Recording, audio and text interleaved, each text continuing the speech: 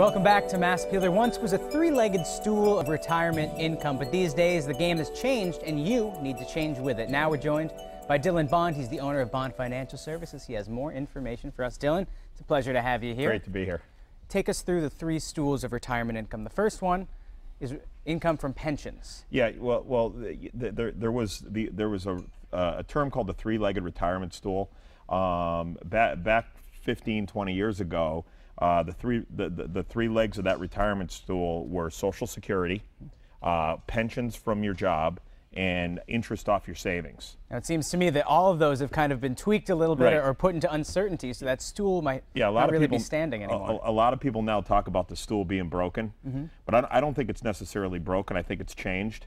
Now, when you look at the stool, Social Security is still around.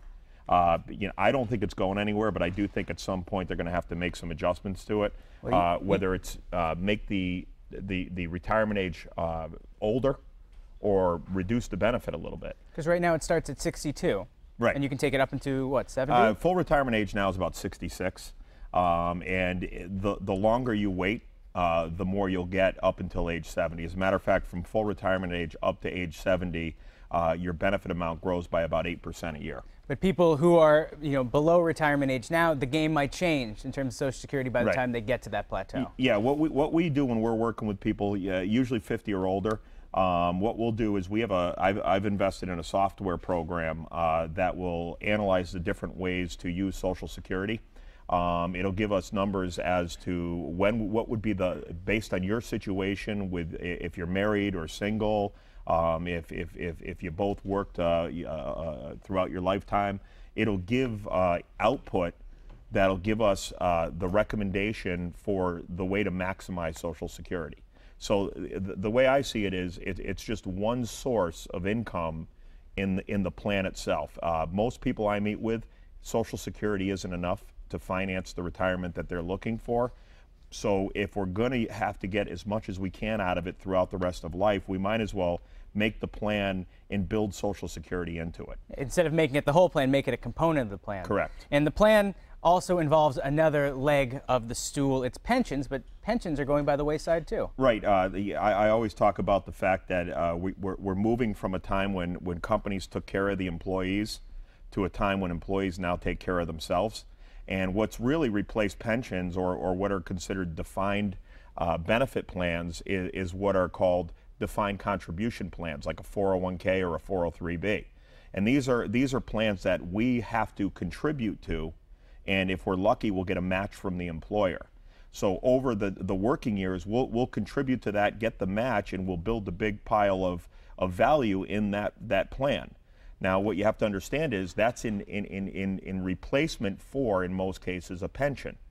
So you need to be considering that money as building your own pension with it to complement Social Security, so you can generate more income that you can't outlive. You can't treat your 401k as the summer house fund and just cash it all out and go buy a house, because the more you take out in 1 year, the higher tax bracket you'll end up paying. And if you're going to go 30 years without a paycheck, you're probably going to want that money later in life in smaller lump sums. Yeah, the way I see it, any type of tax deferred money like IRAs, 401ks, 403bs, that is money that is designed to take out slower over time.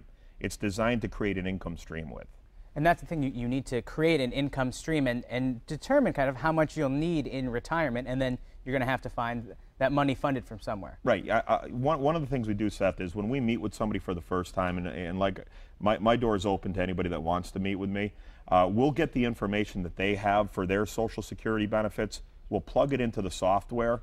We'll determine what they need for income in retirement, and then we'll generate a report that will give us all the information that they need to make a better decision about taking Social Security. Now, Dylan, the last leg of the stool, we have the income from pensions, which is kind of changing, income from Social Security, which is a system that's in limbo, we could say, and the last one is income from your personal savings. Yeah, back 15, 20 years ago, personal savings rates were 8-9%. For every $100,000 you had in that account, you were going to generate $8,000 or $9,000 a year in income. Which had you ahead of inflation and which had you in pretty good financial shape. Yeah, I'm not exactly sure it had you ahead of inflation at the time, but what it did do is it generated a lot more income than it does today. If you think about it today, for every $100,000 you have in a savings account, you'll be lucky to generate $500 a year in income versus 8 or 9,000 15 years ago. And that's a dichotomy, because while you're in a savings bank and it's safe, you're not keeping ahead of inflation, you're not increasing your wealth. Yeah, I mean, all of the plans that we're working with people include an aspect of savings and checking accounts. But what we're talking to people about now is, for that piece of the puzzle, at some level, you need to assume some risk to generate a better, the potential for a better rate of return than what savings is currently offering. That doesn't mean put all your money in the stock market, put all your money in the bond market, or go out and buy real estate with it.